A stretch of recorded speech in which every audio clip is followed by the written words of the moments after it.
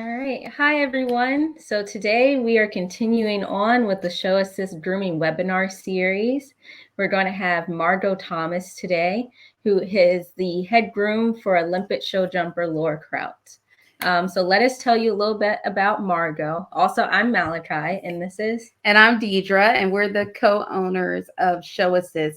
If you have any questions about the ShowAssist app, feel free to put them in the comments and we will address them towards the end of the webinar. All right. So introduction about Margo.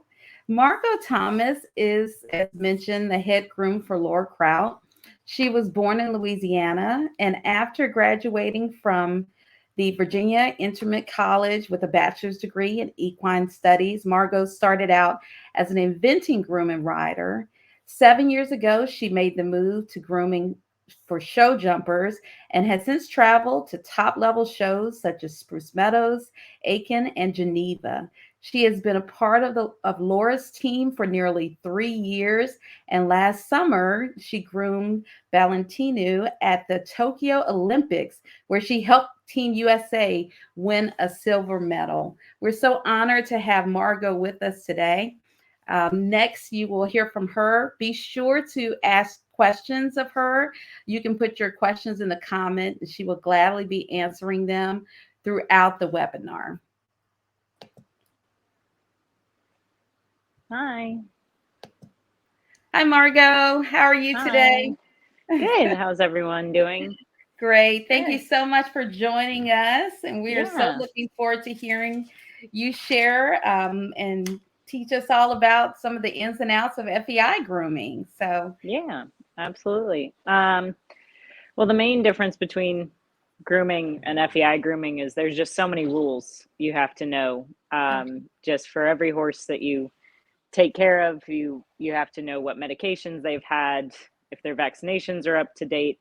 You have to keep a temperature log now with the last year's equine herpes virus outbreak. So there's just so many things that you have to keep track of constantly. It's also from what products you use, what boots you use. There's just so many things that go into it. So that is the basic difference between FEI grooming and regular grooming. But I have some examples of things I can show you guys of how the difference comes into play on a regular day. quick question, Margo, do you keep this information in a log, or you have a Yeah, I have a calendar that I keep track of what medications the horses had when, different things that go into billing out to clients.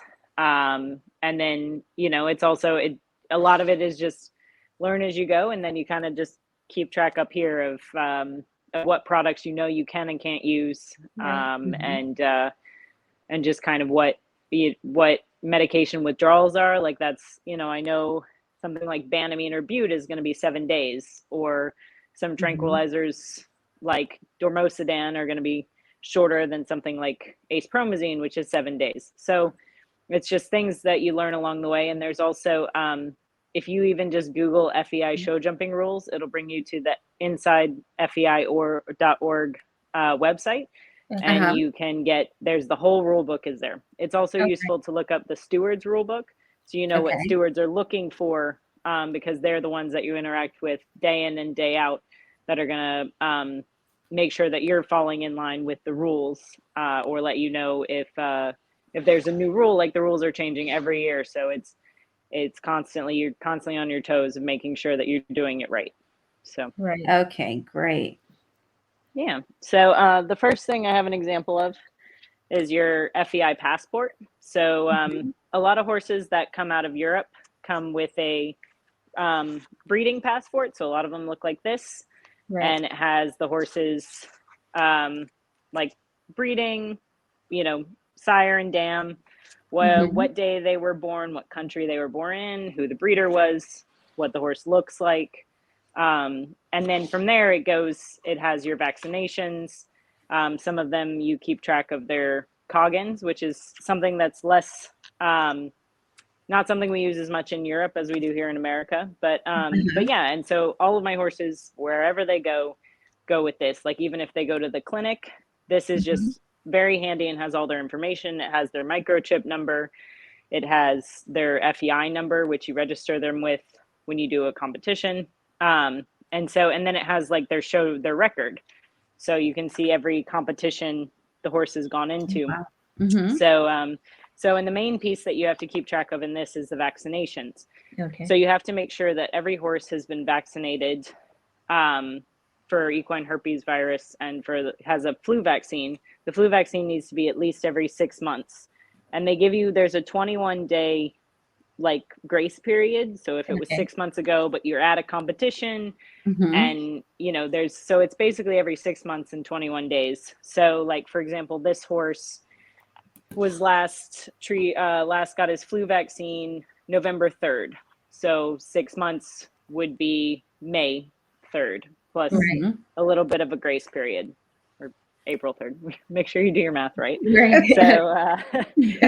So he's about due for his in the next few weeks, as like this is actually ballot to news passport. So I know that his next competition will be in 3 weeks. So maybe right now is a good time that we go ahead and vaccinate him, so that in our barn, our practice is to give them Banamine to make sure that if they get a fever, that it stays low and they don't develop any sort of infection from that. So that's something like, just now talking to you guys, I'm realizing, I should probably call the vet tomorrow and make sure I have that scheduled. Okay. So this is the very important thing that you bring wherever you go. And every horse show, they stamp in here when they jog FEI, so you can also tell where a horse has been. And then there's also the owner's signature. This goes wherever you go, wherever your horse goes. We fly with them. As I said before, you go to the clinic so that you can just hand it to them and they can look at things like vaccinations. So, and every time we go into an FEI competition, the first thing we do is we hand this in so that they can go ahead and check the vaccination. Sometimes when we're in Europe, before you even unload the horse off the truck, they want to look at this before they let you proceed into the horse show grounds. So this is the number one important thing, that you make sure you always have with you when you have your horse going to a competition. So next I have grooming box here. Okay. So I have some examples in here of things that are legal, because there are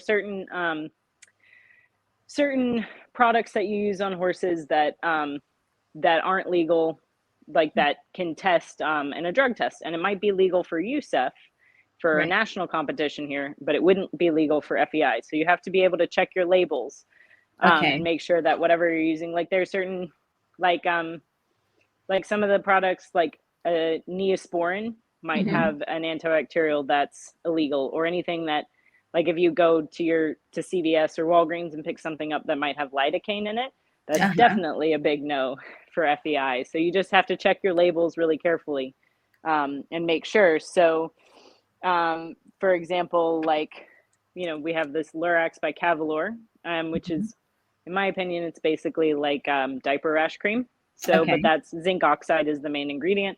And so that's something that, you can go pick up in the baby aisle similarly. But also Cavalor, all of their products are FEI legal. So there are certain companies you also know you can guarantee that their products are going to be safe for your FEI horses. Right. Other things like baby products actually are your main thing that you can buy that are not going to have anything testable, because nobody wants to put bad things or, anything extra on babies, because you never know. So like baby oil, baby powder, petroleum jelly, things like that, are going to be legal. So there are other things like other products for wounds. Wonder Dust is a good one that really helps with proud flesh, because when you're grooming an FEI, because everything, you have to be so careful about testable things. You can't just give, like some horses say they break out in hives. You can just give them some dexamethasone and it'll help bring the hives down. Well, you can't do that for FEI. Like they're just like there are things you can do so many hours out before national competition, but just for FEI, there's so many things that are not legal. So so like say your horse does break out in hives, there's certain things you can use like witch hazel or apple cider vinegar, that are going to help bring down your hives, hopefully, without having to use a steroid like Dex. Right. There's other things like another big rule with FEI is the no blood rule. So it's up to the discretion of the stewards. But like, say if your horse cuts its mouth, you can get eliminated for that after the round. If your horse comes out with a spur rub, you can get eliminated for that. There's also, they can give you a yellow card, or you can get eliminated, say if your boots rub the wrong way because they're too tight or something, that, or if you had a boot rub that opened up, it's the discretion of the stewards. But there's just certain things that you want to make sure that you're prepared for in case it happens. So one example of something I always keep in my ring bag is aluminum spray, because it's something that will help stop bleeding and help something clot really quickly when you have like a horse that interferes behind. So that's something that, you know, I've had stewards say to me, you know, my horse just jumped clear and we're about to gear it for the jump off, and they're like, make sure that blood isn't showing when you walk in the show ring the next time. So aluminum spray is something that's really good for clotting and to help help cover that up.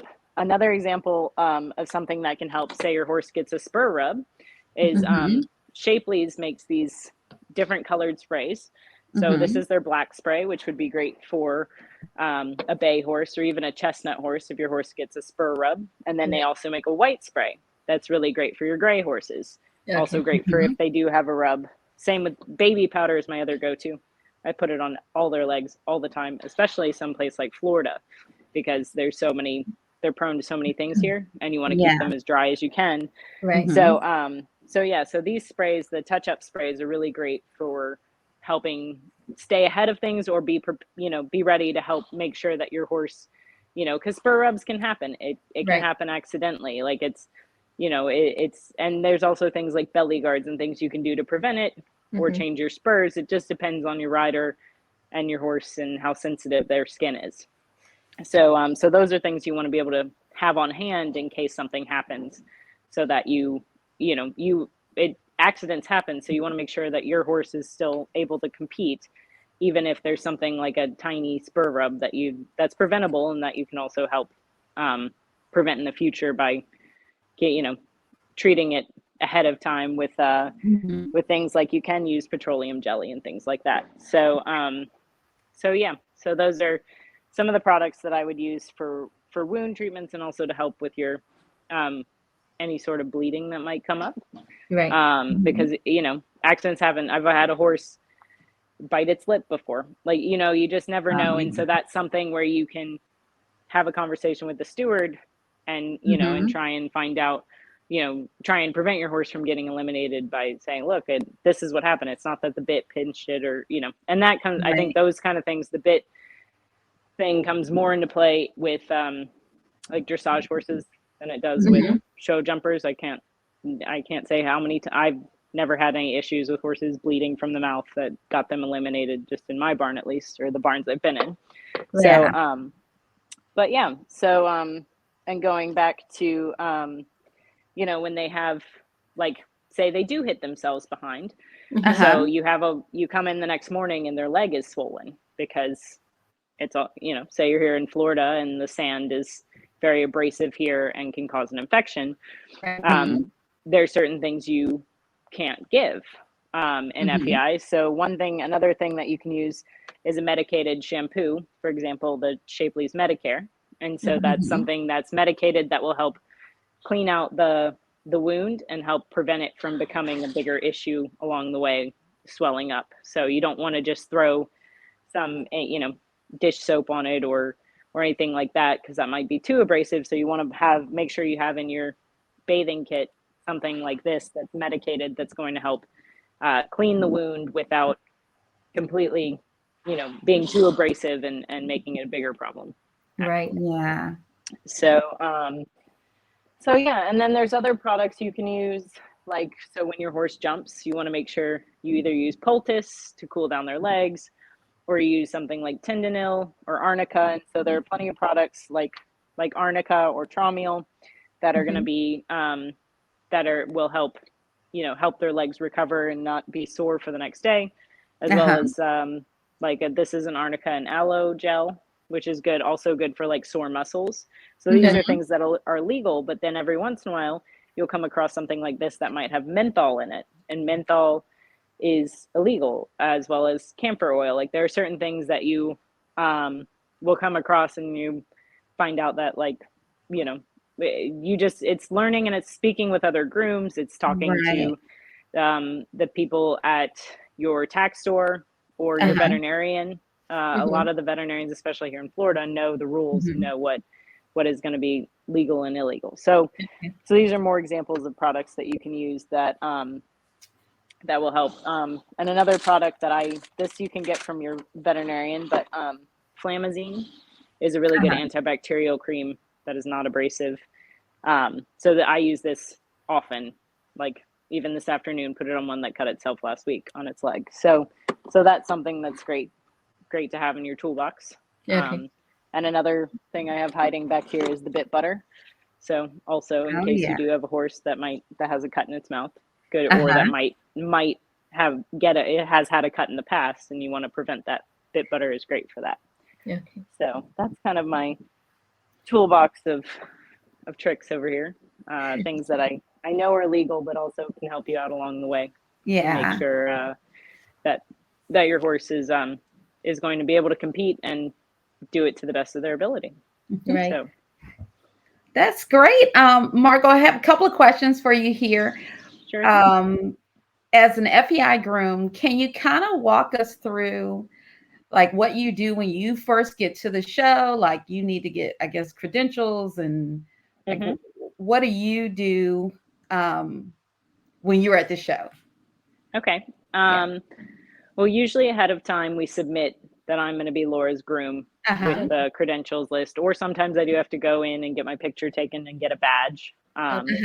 So I don't actually have my FEI badge for this week with me, but yeah, or some horse shows it'll just be they have a bracelet that you have to wear that's a certain color that lets you into the barns. So so it depends on what horse show you're at as to how intensive the credentials are, of like how many it also depends on how many spectators they're planning on having, or how popular it is to prevent people from going into the barns. So we go and, you know, usually, like say I'm in Europe, we get to a horse show, we go and show them our passports. And then also there's new requirements in the last year, which I mentioned at the top of the webinar, that there's a horse app that we now have to have on our phones. And before every single horse show, 24 hours before you arrive, you have to fill out a form and sign it and basically say, like an online signature, but basically say this horse hasn't had any fever. It's had no signs of equine herpes virus or any other virus for that matter. And that to the best of your knowledge, it's a healthy horse. So we have to fill that out, as well as make sure our temperatures have been taken for twice a day for the last 3 days before we arrive. And then you enter those in over the days. And then while we're at the competition, you have to enter the temperatures every single day, twice a day. Again, to make sure that they're preventing outbreaks of viruses at the competitions. So then we normally arrive. There's also a lot of horse shows. It's now an FEI requirement. They have a pre-check. So you get there and either like here at WEF, we all line up and we see the vets when we arrive, and we have to arrive an hour before the jog. Or at other shows, the vet will come with you and meet you at your stalls, and you have to take your temperature with the vet. They check their microchip, they check their passport. And so this is their pre-check to make sure that everything is up to par and that you're not bringing a horse that might be ill onto the property. Right. So I do have a quick question, Margo. Of course. You mentioned a horse app. They ask, is that the FEI app that you're referring to? There are multiple FEI apps, but the one that I'm referring to is the FEI horse app. And then when you go on there, you can type in your horse's name or their FEI number, and then you go through and you can get yourself entered as one of the people associated with that horse.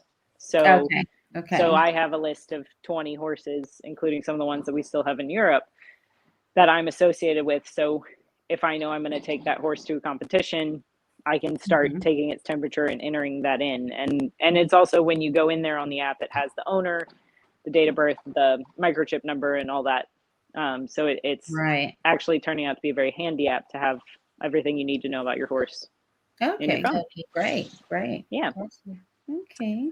So, and then usually on the first day you get there or the next morning, there's the FEI jog. So with other sports like eventing and dressage, you have to have your horse braided, and it's a very official thing. And when we go to bigger competitions, like Nations Cups, Laura will sometimes get involved and help jog the horses. But a lot of the times it's just us grooms jogging the horses, and you have to present them in a bridle. Okay. And you have to you bring your passport with you, and they take it and they keep it for the duration of the horse show until you either, like here in WEF, you can leave early. Like say my horse stops competing on Friday, I can say, okay, checking out, taking the horse home, and they'll give me my passport back. And I can take it with me. So they keep the passport and they stamp it, and they make sure, like, you know, especially here in WEF, they'll let you know if there's something missing, or they'll leave a note on it of like, hey, this is going to expire in a couple months, just in case, you know, because sometimes you just grab it out of the file and you don't notice that it expires in summer of 2022. So so we present them at the jog, and usually it's just you jog down and back, but you have to present in a bridle. So newbies will sometimes accidentally come in a halter, or when you do it, you always have to turn right. It's just their way of doing it is that you go down to the end, there's usually a flower box or something, and you turn right and you jog back, and the vet will give you the okay, or the vet will ask you to jog again, or the vet will send you to the holding box, where they have another vet that will, you know, feel the horses. If your horse was a little off in one foot, they'll hoof test it, or they'll flex the leg and see if they feel like a swollen suspensory ligament or something, and then they decide, okay, you can represent now, or sometimes they'll offer that you can represent the next morning. Or you always have the option to represent the next morning. So if, you know, so say for example, your horse has an abscess, or, you know, has something that you can find and you can treat quickly, not necessarily an abscess, but like, that you can, you know, or it has a swollen leg from fungus, and you can try and do something overnight to make it better by the next morning. And you can represent to the vets. It's usually very early in the morning because it's before the first competition. And so you represent your horse for the vets, and then they can either give you the thumbs up or the thumbs down. And that's either the beginning or the end of your week very quickly. So that's usually day one, beginning of day two, when you get to a horse show, is making sure your horse is, you know, and you do want to present a clean, even though it's not braided, you want your horse to be clean, you know, no manure stains, no dirt from the riding paths and things. So you want to, you know, present a very good looking horse, you know. And I've had them make comments of I've had one that I presented with hives, and they're like, you need to watch that. And it's not like they're not going to pass me for the jog, but that's just, that's them also as a veterinarian, making sure they're making you aware, you know, of something that could become a problem later in the week. So, Margo, we have another question from Leslie Brindle. If you represent the next morning, if they give you the option to represent the following morning, do they automatically take a blood and urine sample, or do any sort of testing on the horse? Or not automatically, but they have the right to. And so they can immediately send you to drug testing as soon as you do that. You know, it's best practice. Like, you don't want to get caught. Obviously, you don't want to give your horse medications to pass the jog. Also, we wouldn't try and present a horse that's not sound. If we, you know, sometimes, you know, I've had horses that were perfectly sound. They flatted in the morning, and then by the time you get there, you know, something has changed in their shoes, or, you know, they took a funny step, or they got cast. Sometimes when you get to a horse show, they want to roll in the fresh shavings in the new stall, and they get cast, and all of a sudden you bring them out and you're like, oh, this isn't what I had half an hour ago.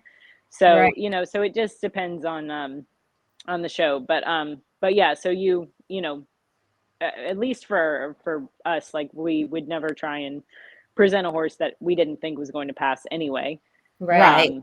You know, or that was going to become more critically injured, you know, if it did pass and it jumped its class or jumped a couple of classes. We would never, you know, we don't want to put our horses in jeopardy. You want to try and put, you know, have healthy horses going into FEI.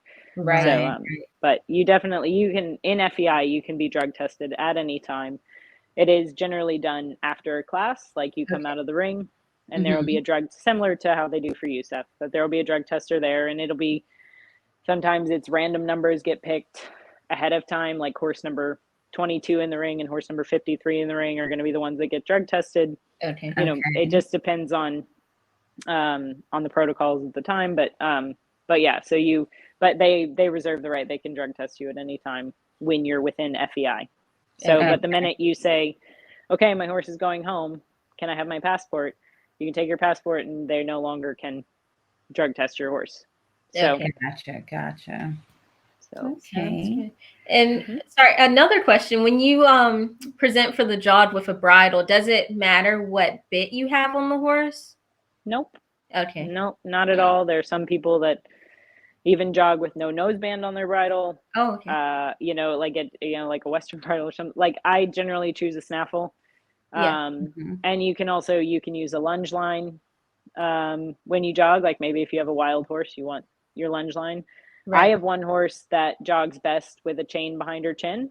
Otherwise, I'm like dragging her down. But as soon as I put the chain, she just like trots right off. And so it just depends on some of them I just take the reins off and hold the buckle and jog that way. Most of mine jog fine like that. So, but it just depends on what your horse, what you think you need for your horse. But I generally choose a snaffle, or, you know, when we're here in Florida, if I rode my horse over in a twisted snaffle, then I'll jog it in a twisted snaffle. It just, you know, but you could jog in your show bridle if you really wanted to.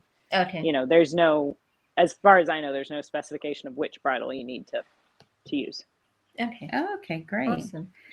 So I guess walk us through it's show day. So what are you doing when you're going to the ring? Like yeah, I use various, like I have a magnetic blanket that I put on the horse to try and you know, work out any sore muscles and get their muscles warmed up for the day. It depends on the horse. If Laura wants to ride it ahead of time, sometimes I ride them ahead of time. It just depends on the horse and you know, what, if she feels like she needs to do it. And then we have other horses that just go for a hand walk and go straight to the ring. So yeah, I always have my ring bag with me. So take my backpack with it. I usually have some of Laura's spurs on it. I always have a stick, always have treats in the pocket. And then just have some backup stuff like extra curb chains, an extra set of earplugs. It's also an FEI rule that whenever your horse is out of its stall, it has to have a number on. So like here in my wall box, I have, you know, your reusable numbers. So you can change out the numbers in this. And so just at you know, at some horse shows, they give you a number. So you just can carry that around with you, or safety pin it to your belt, or put it on the horses. We usually put them on the horse's saddle pad or bridle. I'll use these also on their halters. So like when I'm bathing or hand walking, if I don't want to forget their number or something, I just know it's always on the halter, so I don't have to think about it. So that's also something I always have in my backpack, because you never want to be at the ring and realize you forgot to put the number on. Because that, you know, they have to go in the ring in the correct number, or you can get eliminated for that. So, so because they want to know, you know, say if you were lunging and your horse got away from you, that's how they're going to find out whose horse it was, is make sure that the number is on the horse. So anyway, so I have my backpack with me, you know, go to the ring. You know, I braid most of my horses. It just depends on the horse. If there's some horses that don't like it, some horses that Laura needs to grab mane. So it just depends on the horse. So yeah, but I usually try and make sure they get out of their stalls 3 or 4 times a day when we're in FEI, depending on how much time I have, whether that's getting ridden, going to the ring, or going for a hand walk or a lunge. And then, yeah, so we normally compete when we come back from when you're at the ring for jumping, there's something called a pre-boot check and a post-boot check. So that's where the stewards will check your boots. Not every class will have a pre-boot check or an after boot check. It just depends on the stewards. It depends on who the head steward is and what they're feeling. So so there are certain boots that are legal and illegal. Okay. So, and I have some examples. So all of your boots that have a strap like this, that have the hooks that go, the loop and hook onto the boot, these are legal. So these are legal for FEI. Most Velcro boots are no longer legal. So these, although they look like they're both two-strap boots, these have Velcro straps. And as of a year ago, these are no longer legal. So you have to use something like this that has the button that goes on. So it's the FEI is makes rules based on horse welfare. So they thought that these were something that was not in the horse's best interest. So now we just have the ones that that you can do like this. You also have you can use Velcro boots that don't have elastic, like these are young horse boots. So these are the ones that that all young horses have to go in. I'll put them on certain horses that have smaller legs. So because they interfere less with a smaller boot. So these boots are legal. They also recently came up with, so now these are big heavy duty boots that are not legal anymore, but these have you can see there's a ridge on the inside. So those are now, even if these weren't Velcro, having a ridge on the inside is now illegal. So even if like this boot, I have an example, I have other ones that we use on our national horses, because there is a piece of a gel, you can't see it in the camera as well, but there's a gel bump here, and that's considered illegal now. And I found that out the hard way the first week of January last year, when I was went to the ring with those, and Laura and I both thought they were legal, and the stewards said no, they're not, and my horse had to jump without boots. And so because I didn't have any backups. So it's, the rules are changing every year. Like last year it was illegal, you couldn't put vet wrap on their back legs. So say they had a rub or something you're trying to prevent from opening back up, you couldn't put anything like vet wrap. You can use like gel socks and things like that. But you couldn't use vet wrap. You also couldn't use like a little pastern wrap, like a Velcro wrap. I actually don't have them anymore because they were illegal. So I don't bring them. I haven't used them. Right. So, so those are something that are now you can use again. Whereas just for last year, they thought that was worth trying to see. So anyway, so before you go in the ring, you have to go find, there's usually a steward posted, or you can ask a steward, any of them, and say, hey, is there a pre-boot check? Is there a check before I go in the ring? And they'll let you know, and then they usually show them the inside and the outside of your boots, and then you put it on the horse. And they just watch you put it on to make sure it's not too tight or it's not too high and riding up the leg. So those are, that's what you do before you go in the ring. And then after you go in the ring, it depends on the show. It depends on the level, how much money is in the class. Then there's a post boot check. So as soon as you leave the ring, you have to exit and go straight to where the stewards are waiting. You can't touch the bridle, because they're also going to check and see if your noseband is too tight. If any part of your noseband is like too tight around the horse's mouth. Because that's also a horse welfare issue. So they'll come check and make sure it's, so you can't touch the bridle. You can't try and loosen anything. They also want to, that's also when they're checking for blood on the mouth, or they'll check and see if there's a spur rub. So they really don't want you to touch the horse. You can give it a treat, but they really don't want you to touch the horse between walking out of the ring and getting to where the stewards are standing. And then they'll take your boots off and make sure that nothing has changed. You're not breaking the rules. They'll walk around the horse. They'll also let you know if the horse is bleeding from hitting itself, things like that. So those are other horse welfare things that the stewards do before and after. And then I also, after we jump, take my horse back to the stall, wash it, ice it. Depends on how big it jumped or if it did a jump off, if I'm going to use poultice or one of the gels here or something. It just depends on how I feel the horse, what the horse needs.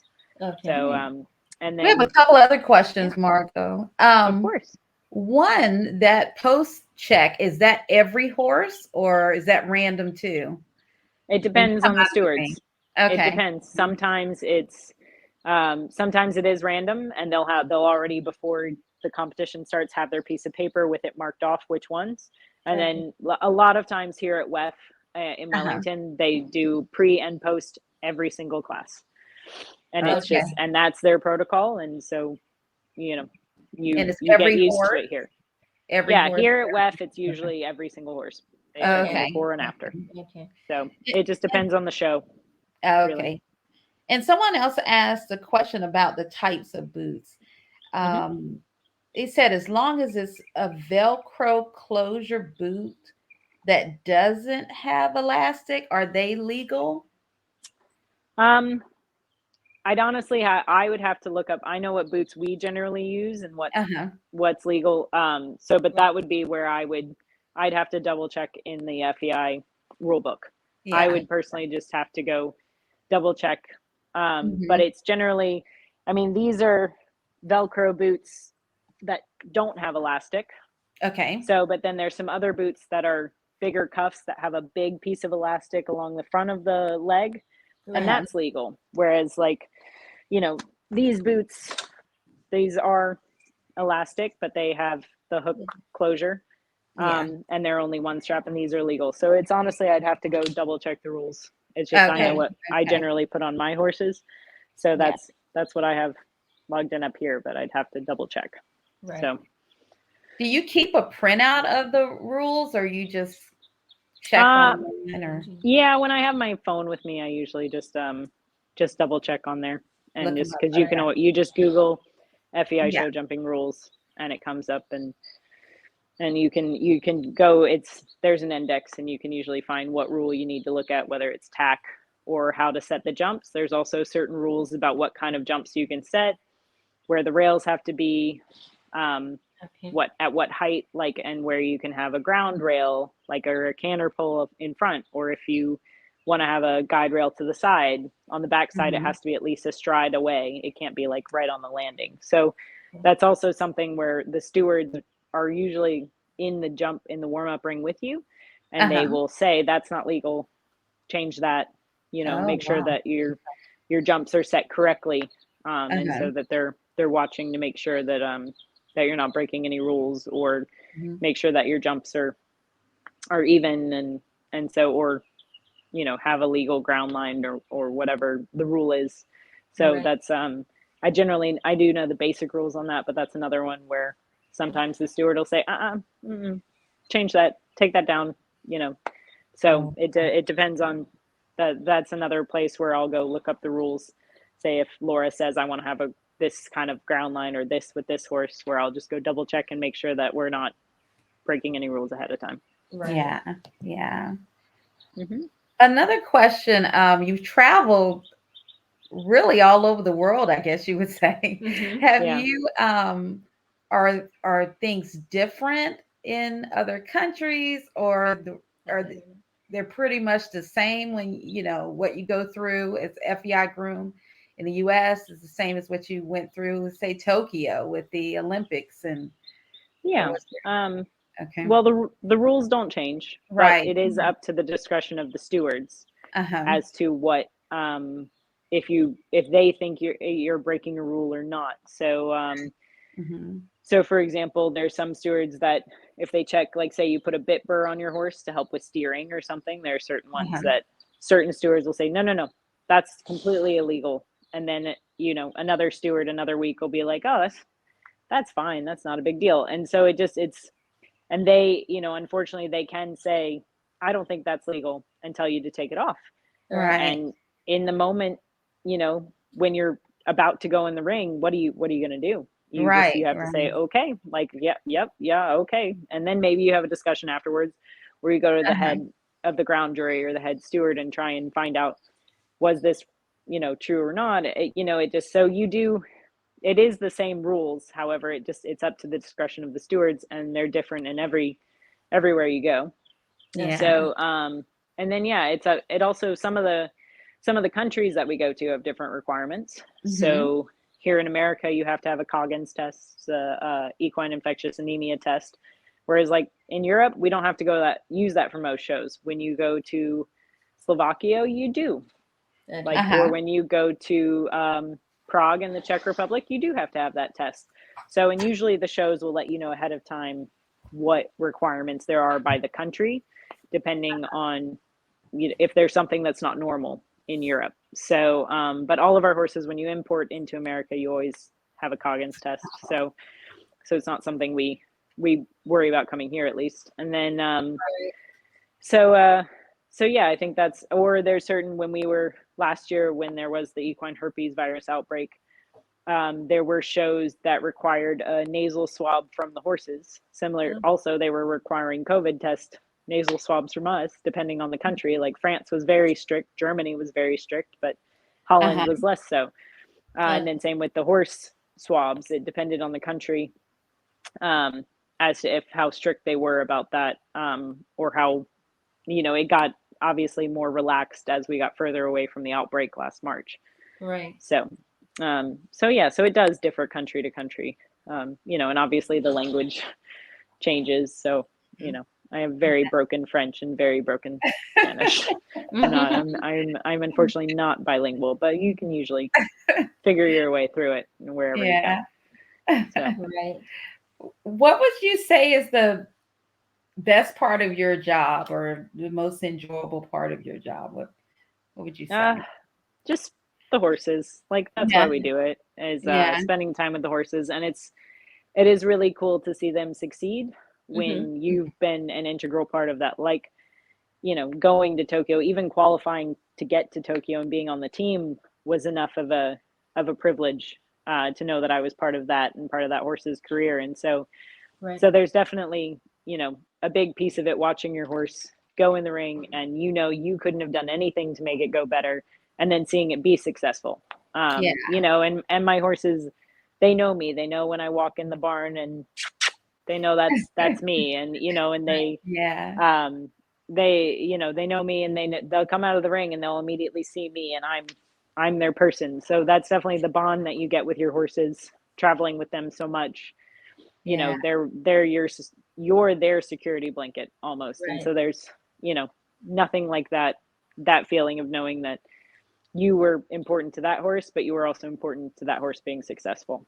So that's definitely where I get I enjoy the travel. Don't get me wrong. I love that, getting to go to Europe and see different places, but that's definitely why I do it, is for the horses and to see them. And Laura is amazing. So, she gets the best out of all of her horses. So, to work for someone that is actually a nice person and really loves her horses. Like, people come into our barn often and they're like, you guys have really nice horses. Like, they're just happy animals. And I'm like, yeah, I would say that. So that's like, that is what makes it worth it, especially working for someone like Laura. So who you can help see her succeed. So. Right. What advice would you give someone, just last minute tips you'd give someone who was just getting started in FEI grooming? I would say ask a lot of questions. Yeah. Like, you want to be friendly with the stewards. You don't want to see them as the policemen, which sometimes it feels like they are, but you want to, go ask them questions. Ask them, is this legal? Is this not? What is your opinion on this? Like, just be friendly with the stewards, but also ask other grooms. There are plenty of grooms like me and people with even way more experience than me that are going to be in FEI, so that you see every day. And most of us are very nice people that are happy to answer your questions or help you out or lend you something if you need it.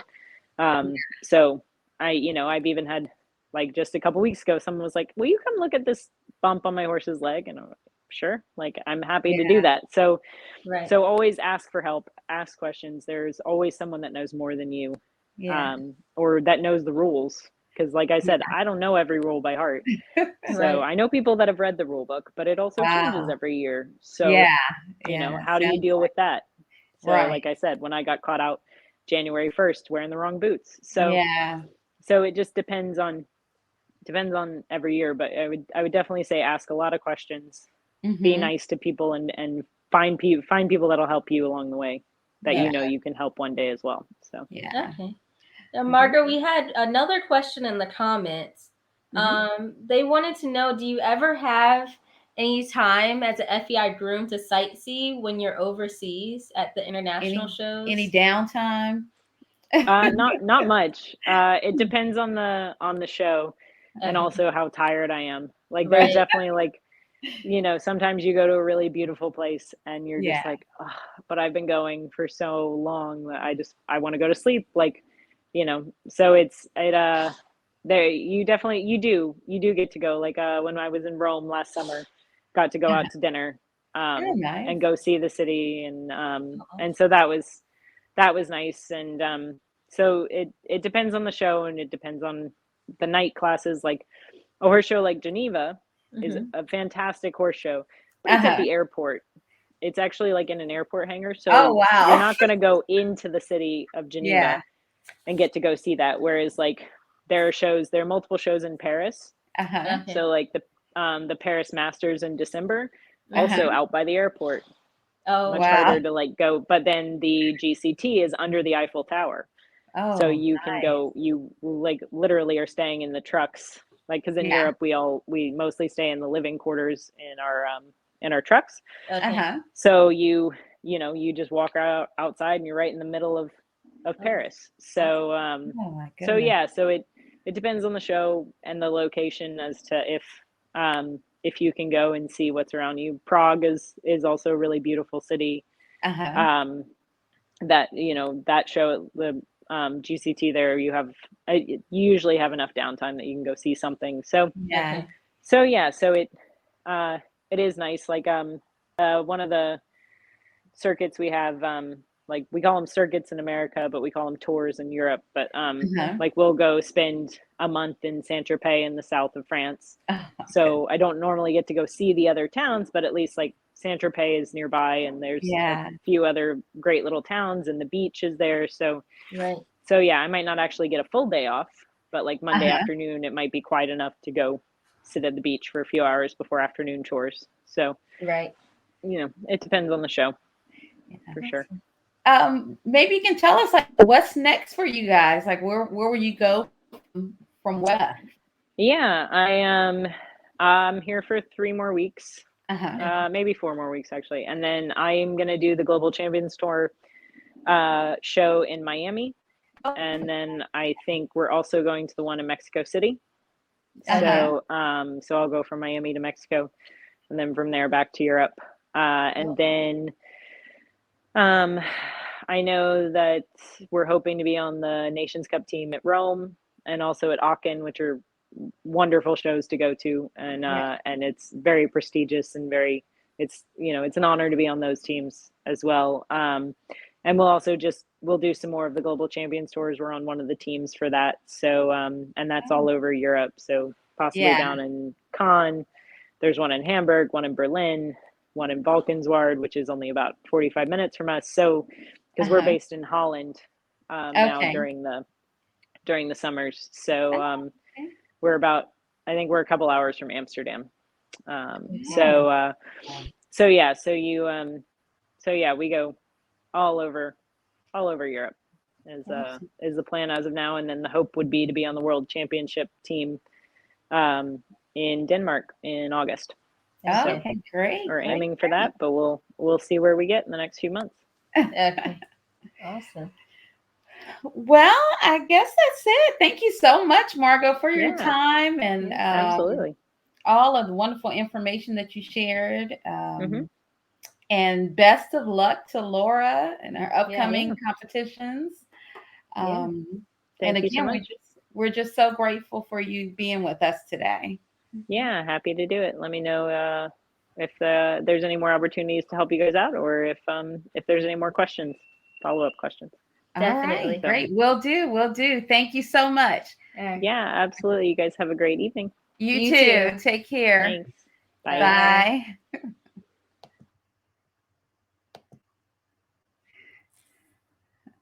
All right.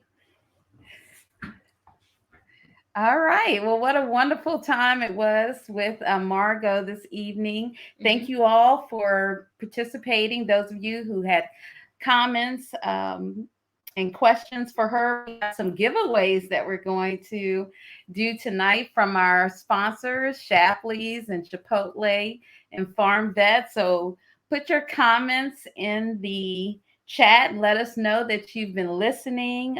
We will be picking the winners from the comments. So let us know that you're there. And in the meantime, we're going to tell you a little bit about the Equestrian Aid Foundation and the good work that they're doing in helping grooms or people in the industry who are coping with catastrophic injury or illness. They are horsemen helping horsemen, and they provide support and hope when it's needed most. For the past 25 years, thanks to the compassion and support of friends and colleagues in the equestrian community, EAF has been able to give over $3.2 million in direct aid to horsemen and women in crises across America. So if you need temporary assistance, please visit their website at the equestrianaidfoundation.org. 3. All right, so we're going to do our giveaways now. Who do we have? All right, so our first giveaway winner will be Leslie Burndell. And what does Leslie get? What does Leslie get?